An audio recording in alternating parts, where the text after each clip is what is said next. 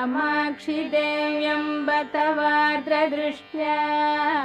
मूकस्वयं मूककविर्यथासीत् तथा कुरु त्वं परमेश जाये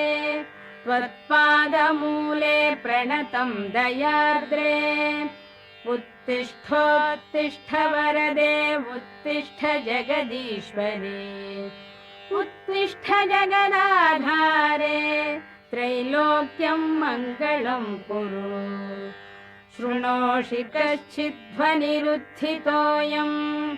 मृदङ्गभेरीपटहानकानां वेदध्वनिं शिक्षितभूसुराणां शृणोषि भद्रे कुरु सुप्रभातम् शृणोषि भद्रे ननु शङ्खघोषम् वैताళिकानां मधुरं च गानम् शृणोषि मातप्पिककुक्कुटानां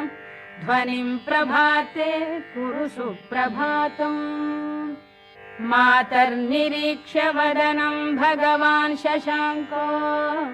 लज्जान्वितः स्वयमहो निलयं प्रविष्टः द्रष्टुं त्वदीयवदनं भगवान् दिनेशो ह्यायाति देवि सदनं कुरु सुप्रभातम्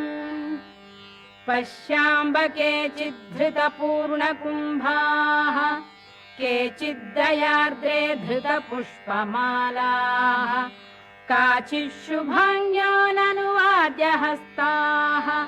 तिष्ठन्ति तेषां कुरु सुप्रभातम् भेरी मृदङ्गपणवानकवाद्यहस्ताः स्तोतुं महेशदयिते स्तुतिपाठकास्त्वा तिष्ठन्ति देवि समयं तव काङ्क्षमाणा ह्युत्तिष्ठ दिव्यशयनात् कुरु सुप्रभातम् मातर्निरीक्ष्य वदनं भगवान् त्वदीयम् नैवोत्थितः शशिधिया शयितस्तवाङ्के सम्बोधयाशु गिरिजे विमलं प्रभातम् जातं महेशदयिते कुरु सुप्रभातम्